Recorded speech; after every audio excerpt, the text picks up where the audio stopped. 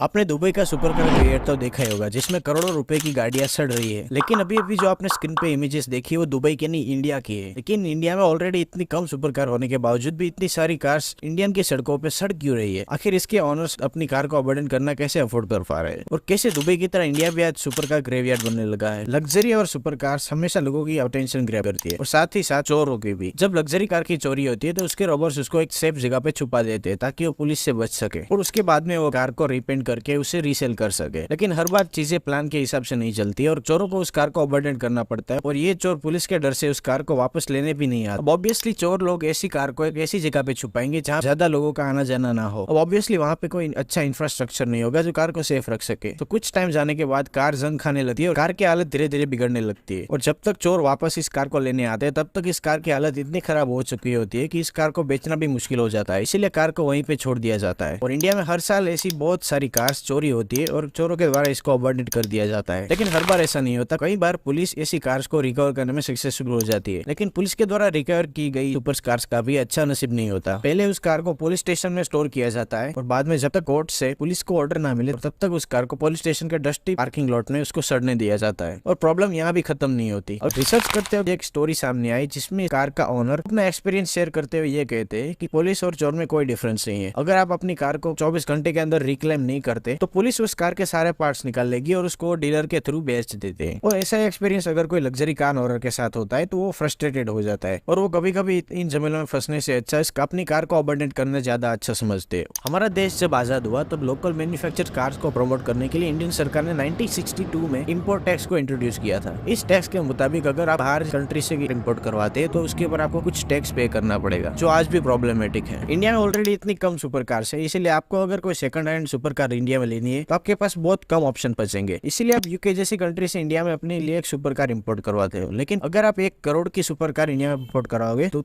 उस कार के ऊपर इतने सारे टैक्स लगेंगे और सारे टैक्स लगने के बाद आपको वो कार ऑलमोस्ट 2.5 करोड़ रुपए में पड़ेगी, जैसे ऑब्वियसली कोई पे नहीं करना चाहेगा। और इसी प्रॉब्लम की वजह से कुछ लोग अपनी कार्स को इलीगली इंडिया में इंपोर्ट करवाते हैं और ऐसी कार्स जब पुलिस के द्वारा पकड़ी जाती है तो इंडियन सड़कों पर ड्राइव करना इलीगल बना दिया जाता है। और ऐसी बहुत सारी सुपर कार या लग्जरी कार्स आपको गवर्नमेंट प्रॉपर्टीज के अंदर सड़ती हुई मिलेगी। ऐसी अबंडेंट सुपर कार्स के लिए तीसरा रीजन है इंडिया का जियोलॉजिकल लोकेशन। इंडिया का अर्थ के ऑलमोस्ट सेंटर में होने की वजह से सनलाइट हमारे देश पे सीधी पड़ती है, जिससे हमारे देश का टेम्परेचर बाकी देशों के अलावा ज्यादा है। लेकिन इंडिया में चलाने वाली बहुत सारी ऐसी सुपर कार और लग्जरी कार्स होती है जो इसे हाई टेम्परेचर पे ऑपरेट नहीं कर सकती और इसे हाई टेम्परेचर की वजह से सुपर कार्स की इंजन बार बार ब्रेक डाउन हो जाती है, जिससे ऑनर का कार को रिपेयर करवाने का खर्चा भी बढ़ जाता है। अगर हमें ऐसी कुछ सुपर कार्स इंडिया में चलानी है तो उसके कुछ इंजन पार्ट्स को हमें रिप्लेस करना पड़ेगा। लेकिन सुपर कार के ऐसे पार्ट्स को रिप्लेस करना एक मोड कहा जाएगा और इंडिया में सुपर कार का मॉडिफिकेशन बैन है, आप सबको पता ही है। तो ऐसे लग्जरी सुपर कार ओनर्स के पास एक ही रास्ता बचता है कि वो अपनी कार को इंडिया में अपने स्टॉक इंजन के साथ चलाए और जब भी उसके कार के इंजन का ब्रेकडाउन हो तो उसमें ओएम पार्ट्स ही लगाए। और कुछ कार ओनर तो ऐसे ओएम पार्ट्स लगाने के लिए भी तैयार है। लेकिन प्रॉब्लम यहाँ शुरू होती है कि इंडिया में इतने सारे पार्ट्स अवेलेबल ही नहीं है। अगर आपको अपनी सुपर कार को इंडिया में रिपेयर करवाना है तो उसके पार्ट्स को बाहर से मंगवाना पड़ेगा और ज्यादातर पार्ट्स जर्मनी या इटली से आते हैं, जिससे इंडिया में आने के लिए बहुत सारा टाइम लग जाता है। कई बार सुपर कार और लग्जरी कार को रिपेयर करने के लिए 2 से 3 महीने भी लग जाते हैं। और एक कार ओनर जब भी इतनी सारी प्रॉब्लम्स फेस करता है तो वो अपनी कार को अबंडन करना ही ज्यादा ठीक समझता है। और इंडिया में ज्यादा हीट होने की वजह से इंडियन रोड की कंडीशन भी कुछ अच्छी नहीं है। ये ऑडी R8 रोड पे आए हुए स्पीड बंकर से टकरा गई और आगे से इसका हाल आप देख ही सकते हैं। ये कार कंप्लीटली टोटल हो चुकी है और इस कार को इसी जंक यार्ड में डाल दिया जाएगा। इंडिया में सुपर कार को एक आम आदमी अफोर्ड कर ही नहीं सकता, इसलिए ज्यादातर इंडिया में चलने वाली सुपर कार या तो पॉलिटिशियन के बेटे होते हैं या तो किसी बिजनेसमैन के बेटे होते हैं। और जाहिर है इतने सारे बड़े लोग बहुत सारी पार्टीज भी करते होंगे जो पार्टी करके ड्रंक और ड्राइव करते हैं, जिससे ऐसी सुपर कार को हैंडल करना मुश्किल हो जाता है और बहुत सारे एक्सीडेंट अगर होते हैं। और अपनी ब्रांड वैल्यू और अपने नाम को बचाने के लिए ऐसे लोग जब एक्सीडेंट होता है तो अपनी कार को वहीं पे छोड़ के भाग जाते हैं और उस कार को लेने वापस भी कभी नहीं आते। और इस तरह से इंडिया के रोड पे बहुत सारी आपको एक्सीडेंटल कार्स मिलेगी जो ऑलमोस्ट ब्रांड न्यू कंडीशन में है, लेकिन थोड़ा सा एक्सीडेंट होने की वजह से उसको कंप्लीटली अबंडेंट कर दिया गया है। अगर आप किसी 14 साल पुरानी सुपर कार को यूके से इंडिया में इंपोर्ट करते हैं तो उसको आप सिर्फ 1 ही साल चला सकेंगे और उसके बाद आपको ना चाहते हुए भी इस कार को अबंडेंट करना पड़ेगा। और ऐसे बहुत सारे छोटे छोटे फैक्टर्स मिलकर इंडिया को एक सुपर कार ग्रेवयार्ड बना रहे हैं। अगर आपको जानना है कि DC-11 कैसे फेल हुई तो आप इस वीडियो को क्लिक कीजिए और इसको देखिए।